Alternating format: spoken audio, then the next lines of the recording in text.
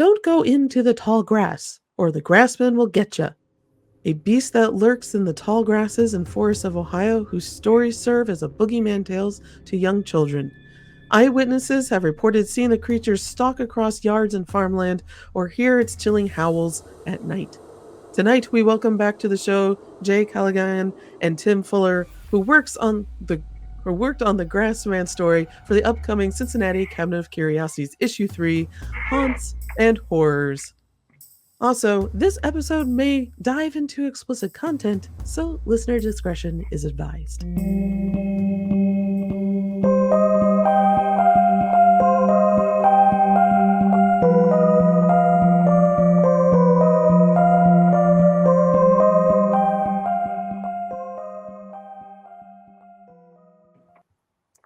Welcome back to Hometown Haunts and to our latest season, Season 5 of the podcast. Thank you all for joining us tonight. I am haunted historian, cartoonist, and host of the show Cat Loco, and along with me onto this journey into the unknown are my friends Christina Wald and Jen Kohler. Hey! Yeah, you don't see them, but they are saying and waving hi. So some show notes. It's very brief tonight because we have two guests and we're going to dive into some very fun talk. You can follow us at hometown haunts _podcast on Instagram for all of your spooky show needs. And we're going to just dive right into the story. So we're talking about the Grassman tonight, which is the Ohio Grassman. And our sources for tonight's show are Monster Quest Season 2, Episode 4, and BigfootEncounters.com. And also Jody Cook, who is a notable Bigfoot tracker in Ohio. The Grassman is described to be 7 to 8 feet tall, walking upright with long arms and broad shoulders, and shaggy black, brown, or red hair. I like to joke that it's my uncle. Grassman is also described as a muscular with large hands and feet. Other names that the creature is known as is Orange Eyes and the Kenmore Grassman. What makes it different from Bigfoot? Height, mostly. But what gives Grassman its name is the unique grass nests it builds in the rural forests and grasslands spanning from southeastern to southwestern Ohio. The nests are interwoven grass and branches, igloo-like in structure, spanning about 10 feet long and 3 feet wide, and can hold about 3 adults. The first reported encounter of the Grassman was in 1869 when a man and his daughter were strolling in Kalagayan County, Ohio, and a wild man, as they called him, leapt from crops and basically started fighting the father. They struggled for a while through dirt and mud until the daughter found a large rock, hurled it at the wild man, and hit him in the ear. That chased him off, but he seemed unharmed. Again, in 1978, there was a more prominent encounter which really brought Grassman into Buckeye culture in Minerva, Ohio. In this case, the Grassman was described to be very tall with dark matted fur and was rummaging through trash.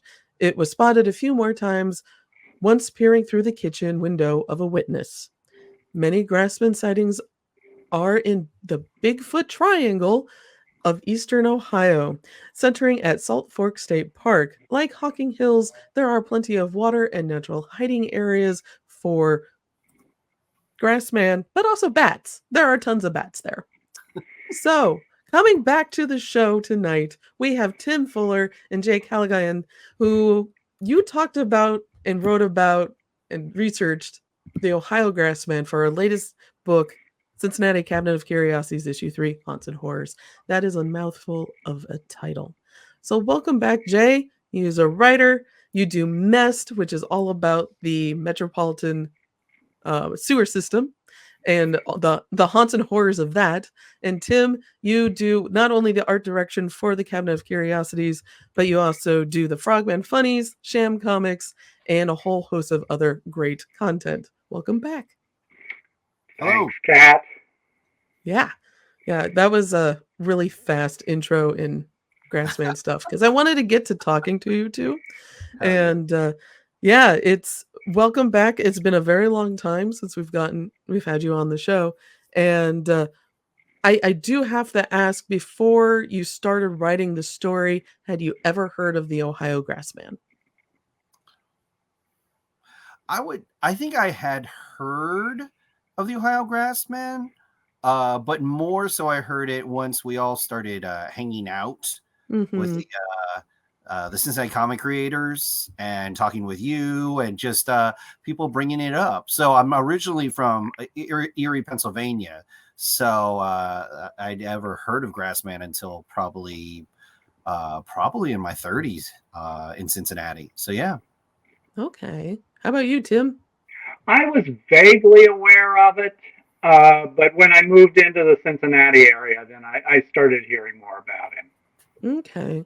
And Christina and Jen, I know you're muted right now. Come back to us. Come back to the circle.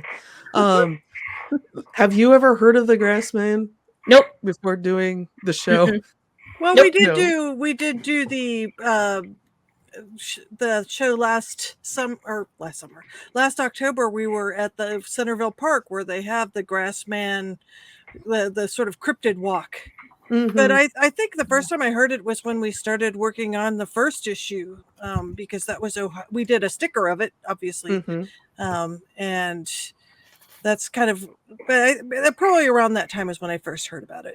Yeah, and personal Bigfoot. Yeah. Yeah. The Grassman shows up in issues 1, 2, and 3 in different ways. You're right. There's a sticker that I think James did in issue 1. Very nice in sticker. issue 2. Yeah, it's a very nice sticker. It has a lot of personality to it. Grassman, sassy. And then in issue 2, Steve did it. It's part of the support group. I believe Bigfoot is actually the moderator of, or Grassman is a moderator of the support group. He seems like he would be. Yeah, it's just looking into all the different Grassman encounters. It just seems to like to lurk in a lot of places. He's seen some things. It's seen some things. It likes to look in windows, which I think is super spooky, just on a home invasion aspect. What a perv. It could be a direction you choose to take, Grassman, I guess. I think Grassman's just disturbed at how dirty our windows probably are. Because when was the last time you cleaned your windows? My God, never. That is true. Well, heck, as we speak tonight, there's some sort of chemical leak close to our house, so our windows are really dirty. Yeah, there's some sort of styrene leak or something. It's like the big. It's not. It's the west side of Cincinnati, but it's like still far from us. Okay. Well, good. So, we'll see if we get any mutants out of that. Maybe there will be a new cryptid from this. Oh man, invent it, Christina. And I love how we have our. What I like about cryptids in general is you move to a new area and they have their own, and the stories are wild and so I would say kind of unique for the area. It really taps into the flavor of the region that they originate in, and I really appreciate that. Oh yeah, absolutely. Yeah, just. The cryptids and also urban legends can be very just local specific. You just get that flavor and they don't change that much, which is really nice. I like that. I like how our Grassman can come in a variety of hairstyles and colors. It isn't just like brown, dark brown. It can be redheaded. It can be brunette. It can have dark hair, and I'm just like, oh, okay, we got variety here, and it builds its own house. Maybe it's a family. It could be a family. I remember the first time I ever heard about the Grassman in Ohio was from Jody Cook, who I mentioned earlier, and he on the west side of Cincinnati, I believe it was it not St. Augustine.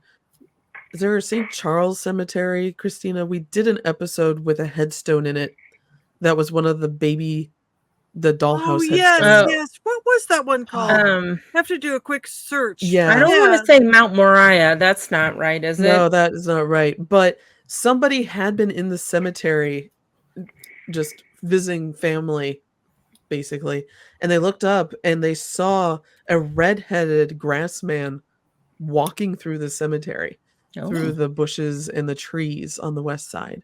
And that was when I first heard about Grassman. And Jody's like, oh yeah, there's a ton of stories, and they're all over the state. They tend to be closer to what's the Bigfoot triangle around oh my goodness, why do we name it this? Salt Fork State Park.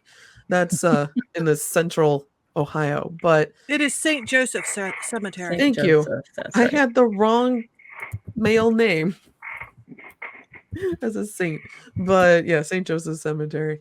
Yeah, so it was around there where they had encountered it. And this was in the 90s when Jody had originally reported it.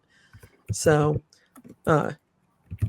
you guys took Grassman in a fun, different way. You took it quite literally. Jay, do you want to talk about how your writing process for Grassman? So I was fascinated by how Ohio Grassman could be different than your Sasquatch, your Bigfoots, and other regions. But admittedly, I also took a juvenile position or a college position, maybe. It's going to be a Kevin Smith position. Where he's Grassman. Let me say it just like that. And so the story goes, he's being hunted, but he's being hunted by the owners of some snack edible company, and they are looking to get the permission for likeness rights for the Ohio Grassman to endorse their product, basically. And there's a couple ingredients that go into this, and Tim, you can jump in as you need.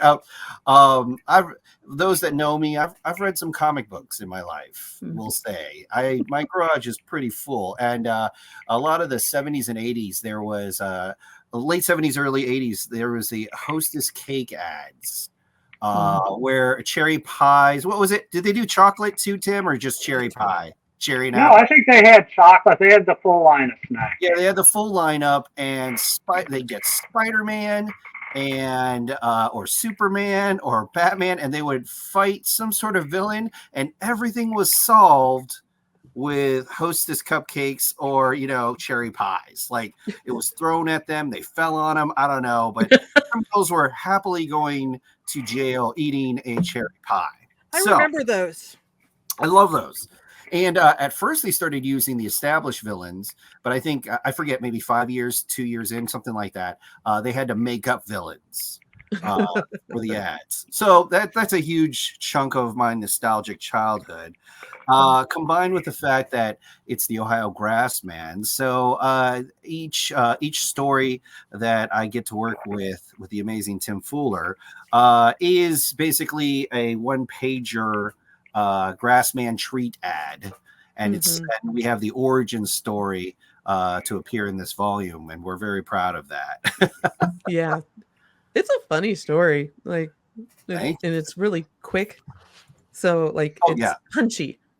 And I really tried to oh my god, like you know how people talk about source locally, like I really tried to combine like persimmons and different fruits and mushrooms that occur in Ohio and incorporate them in the flavors that are said. So instead of a cherry pie, it's like Ohio Howl hot sauce or orange eye Buckeyes, that kind of thing. Yeah. And I like that. It brings it really back to Ohio. It's Grassman's for everyone. So is grass for everyone. It was fun designing all those products too, doing all the line art for the products that he's selling. Yeah. So, like, Tim, your design was terrific. I want to eat them. They are really good. Tim, when you were designing Grassman, what inspired you to design it the way you did? I've been drawing characters kind of like Grassman for a very, very long time, so it wasn't a real stretch to apply it to this character.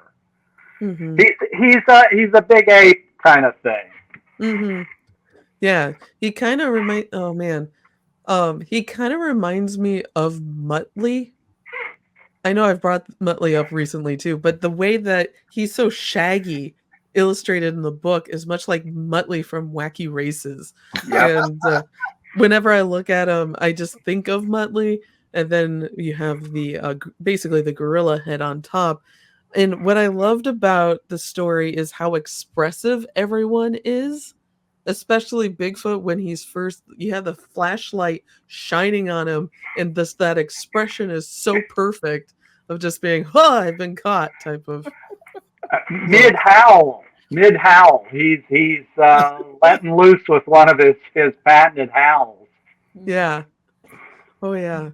That is really good. And do you plan on doing more comics than Jay and Tim after? I mean, we have this 2-pager that's in this book, but do you want to do more afterwards? Yeah, we're exploring because Tim is very busy with his schedule and with Sham Comics. And you're doing another issue soon of Captain Catnip. Is that true, Tim? Yeah, I saw a little peek at the script at Jim and Dan's show the other day. Craig showed it to me, but he wouldn't let me read it. Oh. So Tim is busy. My schedule's pretty full with Mess Comics, and I'm also doing some exploration of some Filipino American based stories as well. Mhm. So I would say that we might need to go to a different artist, and we're talking to artists like Kevin Necessary, maybe Brandon Wagner, to maybe do some one shots depending upon their availability. Mix it up. Yeah, mix it up a little bit. But Tim would like art direct, of course, and keep a good eye on it but he gave it a great start with the beginning story.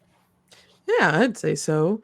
I really like hearkening back to those classic comic magazine ads, basically. And it's a nice mix of what you do, Tim, using classic illustrations and then rewriting them with satirical stories. That works really well, too. So it was a nice mix of both of your strengths as artist and writer. I've been fascinated with those ads for a very, very long time. And I got the chance to kind of do some parodies of those in Sham Comics as well. Mm-hmm. Oh, if I ever get to write for one of the big companies, if they did any of those Hostess ads, I would see like who owns that villain or any of the characters in those Hostess ads and see if I could use any of them. I think that's a great idea. Oh my God. I would love it. Like, it doesn't matter how bad the villain was. It's probably some mime, but like, I would be like, yes, I must have that mime in my story. Yeah. Mimes was like a 70s and like the 70s thing for some reason. I think it was a Shields and Yarnell thing. I don't know. I did some Googling and I was quite shocked because it's a regional thing. There was that the craft brewery explosion that's across the country. I was actually surprised I could not find anyone using Grassman as any kind of product. Mm-hmm. That is surprising. It's amazing. I know, and because there's craft breweries suing each other over like who gets to name their ale Narwhal Ale or something like that. Geez. But no one's grabbed Ohio Grassman yet. Wow, because we have a bat squatch here Future in venture. Washington. Yeah, food adventure. Yes. Well, it's interesting because I think those ads were popular. I was just watching the other day when I was, a little kid. I was when we would go to the beach, I was afraid to let my parents blow up the beach ball because there was a Chips Ahoy commercial that had Chips Ahoy Man, and he was fighting some creature that the beach ball turned into a monster. And I guess it really scared me when I was a child. And it was like another one. It was kind of like those Hostess ads. It was sort of a superhero Chips Ahoy Man and fighting this guy with the beach ball. Well, I mean, I'm a little kid, and here's a commercial for Hostess ads, and I didn't know it was a commercial, but here I get a little Spider-Man story in the middle of my Avengers story. I get a little Batman in my Superman comic. You know what I mean? It was always like it was a bonus. It felt like a bonus when you were a kid. Mm-hmm. And some snack tips. Yeah, he had no idea you were being marketed to at the time. I know. I'm a sucker for marketing, yes. Yeah. Except this time of year. Yeah, tis the Time for So candy and treats. as you continue your Grassman tales, is he going to have like some of the other Ohio cryptids? Are we going to see Loveland Frogman or any of the other like Crosswick Snake? The I mean, devil are they gonna monkey. are they gonna go out and are we gonna Bessie. get like a Tim. Cheech and Chong crossover with like them driving a giant marijuana truck or something? Tim has access to the stories. I don't know if he's read them yet. They're all in one big digital file, but I think Kevin Necessary's seen a couple of them. And the one I'm loving is I have a crossover with Mothman, and it's a spoken word night, like a slam poetry night, and it's Mothman, and all he can do is to say is doom. Doom. Yeah, that's about right. That's great. And it's just prime for just great crossovers. And I think that especially my time, well, as a kid, obviously reading cartoons, but my time just hanging out at the Billy Ireland Billy Ireland Museum and Library, just seeing like decades and decades or centuries of different cartoons and different formats on exhibit there, and just studying a couple of them. It's really helped me with some of the formats and with the storytelling. Oh yeah, I hope the Mothman is perched on something when it's saying doom, doom, doom, because Mothman always is perching on something. Well, it was a stage with the microphone, but okay, I'll see what I can do. Perch on a chair or something like slightly higher up. I like it. Yeah. With Perched on the mic stand. Oh, do that. With the mic in his hand. The wings are unfurled, and it's just like, dude. Yeah. How much do you look into the cryptids that you're featuring, like so that you can add little elements from their own stories, their folklore? Well, admittedly, I stereotyped Mothman pretty hard. I was like, is there anything else to it? And I haven't really explored it. I am exploring the woodland rat is an endangered species, and I have him as a kind of a Nick Fury kind of character, even like smoking or chewing Nick something that would Fury. be a cigar. I know. And it's almost like someone who's an endangered species talking to the Ohio Grassman, who is a what do we call it? It's a cryptid. A cryptid, yeah. So it's just that funny juxtaposition, because I forgot to mention this plot point. With the money that Grassman has been paid, he has become a millionaire conservationist and is buying all the land parcels outside of Shawnee State Park. Oh wow. Wow. Sorry, I forgot to mention that part. He has money, but what does a Grassman do with money? Smoke it. That could explain those orange eyes. That's just complimentary. There you go. Yeah, you have to include the Bigfoot triangle somehow as his property. Okay. Yeah, it's because I think, just as a fan of paranormal stuff, it's great reading stories that highlight these creatures, but it adds an extra layer of depth if you can throw in some in-jokes about their origin, or like weird, like the orange eyes, Buckeyes. Just that's a really good little harbinger back to a nickname that it has.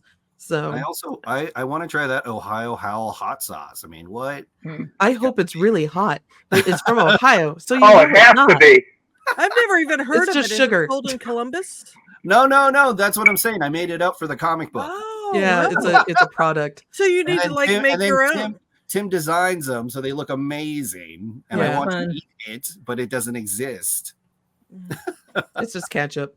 Well, it's time to make some merch. I know, that'll be the next stage. Yeah. I'm sure it's easy to develop a hot sauce.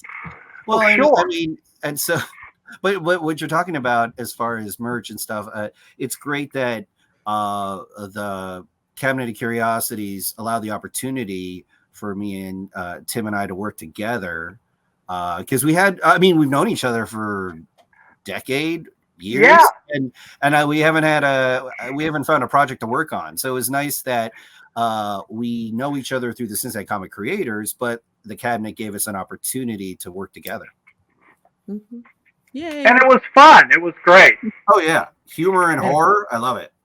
Oh yeah, it works really well together. Yeah. So, Jen, do you have any questions? I do for Jay. I'm a writer myself, but I've never done comic books. So how do you approach? It's, from what I've seen and heard, there's no like particular standard about how you outline a comic for the artist. So I was just wondering what your approach to that was. My approach is desperation. Okay. Break even. No, break even is my financial plan. Desperation is my artistic plan. So for Mess Comics, how I got started was I kind of follow the inspired by like Alan Moore and Chris Claremont and a lot of the London anthologies, England anthologies, the 8-page stories. Okay. And I was like, well, because sometimes telling that graphic novel, that 100-page, that 24-page book, that's kind of daunting, but I can do a story at 8 pages. And if you can't tell it, and what I love about Alan Moore and Chris Claremont and all them doing the Judge Dredd's and stuff like that, doing if you can't tell a good story in 8 pages, you get out of the business. So, my first season of Mess were told in 5 8-page chapters, but not connecting. So they were like one and done. And this is where desperation comes in. I honestly didn't know if I was going to have one artist do the whole series. So the reason is 8 pages, I think I can get an artist to commit to 8 pages.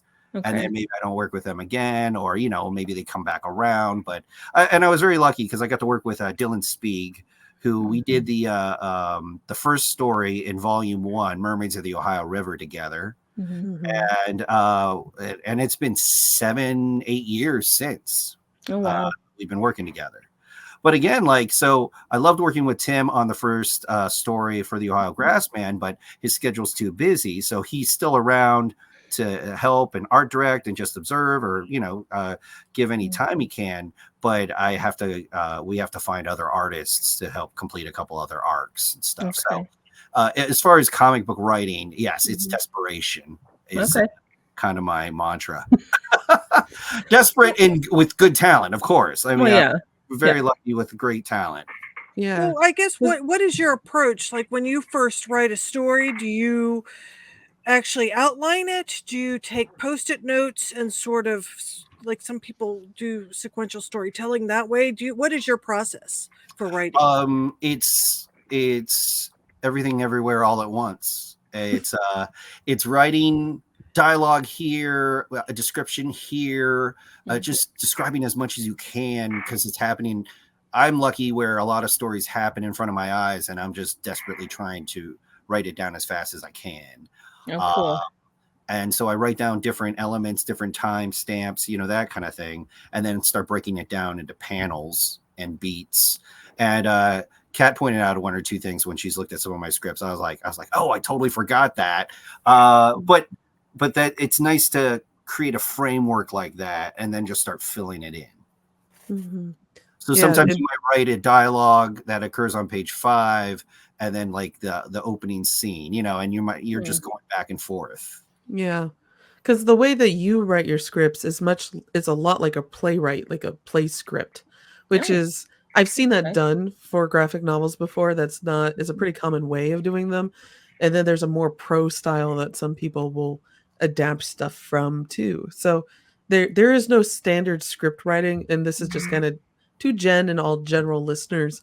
For comic books, there's no standard script writing, and it's whatever the writer feels the most comfortable with and can communicate the details for the panels to the artist, which makes Tim, how did you like adapting what Jay wrote? Did you laugh at like the jokes? Wow, this sounds like super personal. Like, Tim, evaluate everything Jay just wrote. That's not how it came out, not what the meaning was.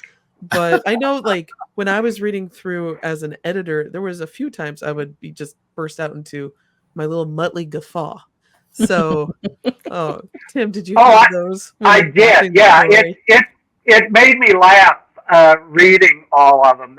They were just great. It was just such a funny idea. Mm-hmm. And Jay's, scripts were very straightforward, and it was all there. I just had to draw it up. It was easy. Oh, cool. Okay. No, thanks for saying the the theater play thing, because I used to be a playwright out of college, and that's when I created a theater Cincinnati theater company called No Theater, because I was playwriting and directing. So yeah, thanks. That's a compliment. Yeah. Because while playwriting got me into theater also destroyed my joy of playwriting for a while. Oh no! It happens. It so does, so it's nice that I've come back to writing with comic book script writing, and it's nice that those playwright lessons work or continue. So that's kind of interesting. Oh, sorry, I didn't mean to interrupt you, Kat. Oh, that was me. I was just going to say the other side of the coin is how artists do it. My writer on the Captain Catnip series, Craig Boldman, is also an artist, but he gives me his scripts in little Post-it notes. It's all Post-it notes on a 8.5 by 11 piece of paper, and then I have to translate it into my style. But that's the way he's comfortable doing it. And then if he gets to a panel where it doesn't work, he simply rips it off the page and starts it again. Oh wow. Huh. That's almost like what is it? It's the I just forgot the term. It's before you start animation, you do all of the different Storyboarding. Thank you. But using that was the weirdest game we just played. It's like storyboarding, but just writing instead. That's fun. No, he draws little thumbnails, and they're not stick figures. He'll render the characters, and I just have to change it over into my style. Really but he does all the heavy lifting for me. Oh my goodness! I hope you're saving these and give them to the Billy Ireland when you feel necessary to. Because that's a unique way of doing this job. Yeah, it's great. I love seeing his scripts when they come in. Yeah, and I saved them all. Oh, yeah. Mm-hmm. I was going to say, I mean, he's written for years for Archie Comics, and that's how he writes his And that's the way he did it for them, yes. Wow. Yeah. Wow. And I'm going to direct the question to you, Christina, because you do work for children's books, but you'll get notes from writers. How is your process for adapting what they wrote into your books? Every time I get something, it's different. Like sometimes they don't even have page designations. I just get a manuscript that's like 300 words or something. Oh, so when I get something like that, I usually lay it out into a PDF and kind of allocate type to each page and then sort of make it, match the type. But it can be very different. Sometimes writers describe what they want. Sometimes they don't. I mean, there's a lot of freedom and leeway usually with a manuscript, and there's all sorts of different ways that I get them, and I suspect it's that way with a lot of comic scripts too. I mean, with picture books, there's usually a lot less text. When there's a lot of text, that makes it actually a lot more challenging to figure out the page design and that sort of thing, and then how much you want to depict, because you don't necessarily want to depict everything. I was going to ask Jay, like having been a playwright and then writing comics, you basically are working with other artists to interpret what you've written. And you said that working as a playwright is it easier working with artists for a comic than it is working with artists in a play? Huh. I like that.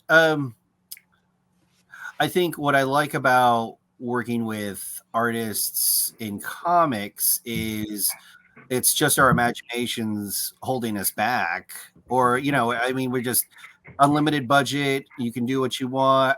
You can dream bigger and bolder.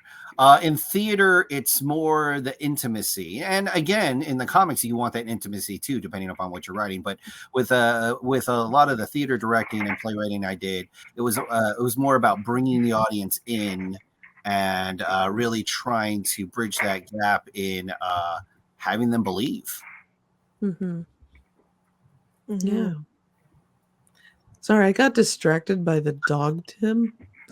Are they making too much noise there? No, I just saw their tail and I was How like, many are dog.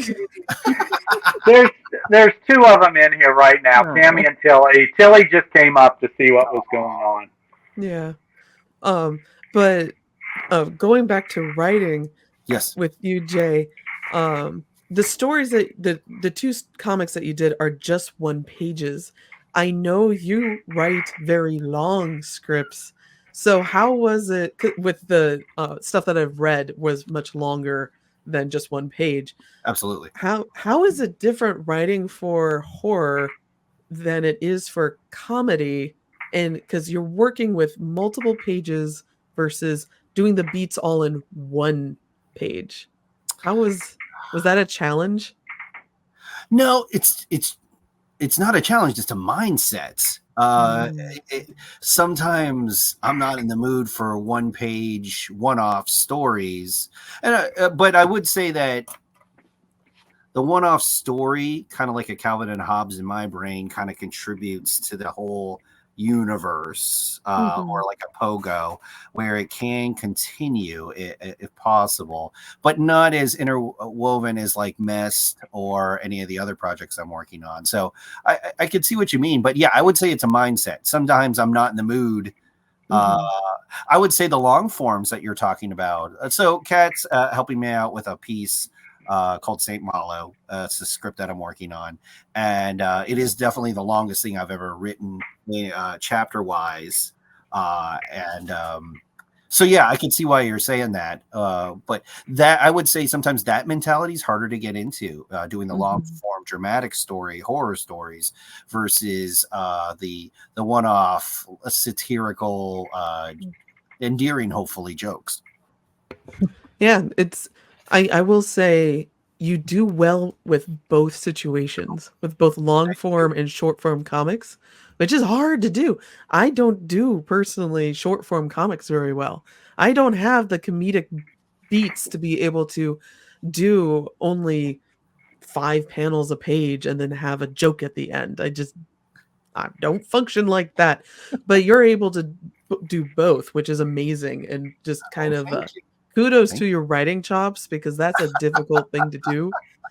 And then also, Tim, when you're adapting this just for one page, was it kind of harking back to like the older comics from the 70s or 60s, because they would just be one page sometimes? Like, I'm thinking Mad Magazine type things. Yeah, the shorter it is, the harder it is to do. You know, the fewer words you have available makes every single word, really vitally important. But in this case, Jay broke it down very well. Panel 1 is this, and here's the dialogue. Panel 2 is this. So it was just for me to just figure out, where I was going to give emphasis, or what was going to be a medium shot, what was going to be a close-up, that kind of thing. But Jay really figured it all out for me in the script.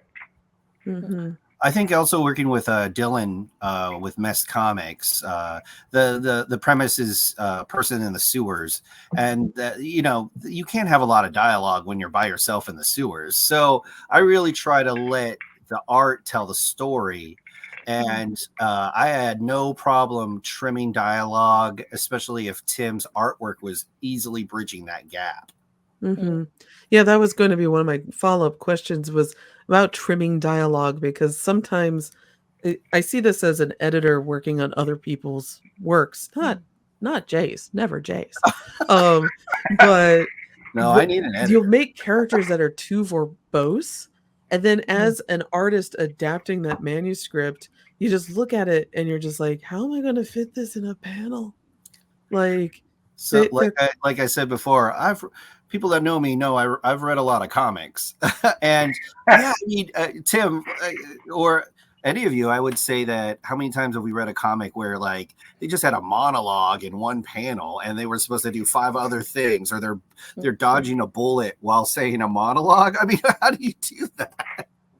Yeah, that's when the suspension of disbelief gets broken. Yeah. Is when you have like Superman dodging kryptonite rays and talking like you said, like it's just a text wall coming from his mouth, and you're like, how are you flying and not running to a building? Like, how that concentration's amazing. So yeah, or he's talking really fast and no one else can understand him. Well, I guess it's kind of a show don't tell kind of thing. And that's always, well, that's one thing that any type of writing, whether it's comics or other types of illustrated stories, you don't, if the picture's already telling the story, you don't need to have it duplicated in text. And Absolutely. I think that's kind of where, you see a little bit of headbutting between, the two, like how much is the artist showing and how much is going to be written. Yeah. Exactly. I mean, I know that every script I hand in is brilliant, but no, it's okay. No, every script I hand in is part of the process, just like the thumbnails are part of the process. I mean, like, if a line's not working, or sometimes, admittedly, in scripts, I forget a transition panel between one panel and the other, and there's too much action, and sometimes just Dylan saved me a couple times, just the transition panel, just to really help that flow happen with the script, and I would never have thought of that. Yeah, I just wrote a page just this week where the hero gives this huge speech at the end of almost the end of the adventure, and the word balloon takes up almost the entire panel, and he and his partner's heads are just little and tiny at the end. And so in the next panel, I had him so exhausted that he had to go home and rest up from making this speech. Wow, that actually does strike a question, Tim, because you do Sham comics and you did Frogman Funnies earlier this year. You have only so much space to write in. How do you adapt those stories? I know it's getting a little bit away from Grassman, but how do you, I have people that come up to the table and are like, how did he write this? Lots and lots of editing. Yeah, I very rarely change the size of the existing word balloons. I just erase all the text, and then I'm working with the word balloon. So a lot of it is writing and rewriting and rewriting and paring it down until it fits in that word balloon just right. And in this case, though, it was a new piece that I did called The Mask Mandate. And the Mask Mandate is giving this speech to his sidekick, K-Tel. And it's huge. The word balloon is gigantic, and it takes up the whole balloon. And so that was just the opposite problem. I was having to really over-elaborate on all this minutia that I would never have normally put in, but I've got to fill all this space. And so I was tired by the time I finished writing it, and so the Mask Mandate was pretty darn tired at the end of it, too. Oh, I mean, what I love about you using public domain art is you get to say to people, yeah, I worked with Steve Ditko before, Yeah. Like, what? Yeah. He's got kind of a style. I was like, what? Yeah, you might have heard of him. You might have heard of Steve Ditko. Who's another one? Frazetta. Oh my God! Yeah, lots of Frazetta. I just discovered. One of my favorite artists is Jack Davis from Mad Magazine. I love Davis, and he worked for EC Comics, which there's no EC Comics that are in public domain. It's all legally locked up. So there's very, very few Jack Davis pieces that I could actually do in Sham. But I discovered one just this week. It was a cowboy mini comic called Lucky Star. And I went to eBay. I found a couple of them for a price I could afford, and I bought them. And that may be a 2025 project for me. Nice. That sounds fun. Love it. Yeah. So the book will, getting back to Grassman and the Cabinet of Curiosities, the book will be available in a few months. But it was great working with you two again, bringing the team back together in this way. Because you did issue 1, Jay and Tim, you've been with us all 3 issues, just doing different, because you did the Frogman in issue 1 too, also, not just 2. But anyway, and then the Crybaby Bridge in 2. Yeah. Is there any events? I know, Jay, you just announced an event all the way in San Francisco that's happening in October. That I am super jazzed that you got into it, and I was reading social media, and I was like, "Hey, that's cool!" Thank you. So that's really awesome. Yeah, I'll be at the International Filipino American Book Festival in San Francisco. I'm so excited. Cool. I would say and it's a book festival. They're having a special panel just for comic books, so I think it's some great crossover opportunity. Yeah, that's an exciting opportunity. And Tim, what are you going to be up to? I'll be at CXC in Columbus in just a few days, and then the Cincinnati Expo next month, and that's about it for comic conventions for me. I'm going to be hunkering down and working on the next Cabinet of Curiosities. Yeah, that sounds good. Winter, inside. Yeah. As I guess as Cincinnati just gets gloomier, it starts to look more like Washington. So that means they're reading. That means they're reading. That's true. It is good reading weather. We have fewer mountains. Netflix and chill. They're reading. They're reading. I swear. No, I was at Cincinnati and Cincinnati Art Book Fair, and I sold out of Cabinet of Curiosities Volume 1 and Volume 2. And wow. And it's so funny because admittedly, some people say that I can sell my books, which I agree with that. With the Cabinet of Curiosities, I barely have to say anything. Like, what? And they'll see the cover. They'll hear about some cryptid they know. So, I mean, it does really well and captures the imagination of people in Northern Kentucky, Greater Cincinnati area. It sells itself. It does. And it did really well also at SPX. Good. Actually, I'm very happy to announce that issue 1 and issue 2 of the Cabinet of Curiosities have now been given to the Library of Congress. Nice. There. Wow. So one of the librarians came by and she was really interested in the work, and I was like, here, just take them and enter them into the library. So they're going to be there for all of eternity. And that's exciting. That is. I was very excited. It was and squeaks were happening. Only dolphins and bats could hear my words. But yeah, it was super popular out in Maryland, where people weren't as aware of Grassman or Frogman, or only had seen them through TV shows. And they were just like, oh wow, these are artists who are from this area retelling these stories. So I sold out of books there too. So I'm taking what I have left up to CXC, and introducing, I guess, Columbus to more of our weird creatures. I don't know if they want us, but we're coming anyway.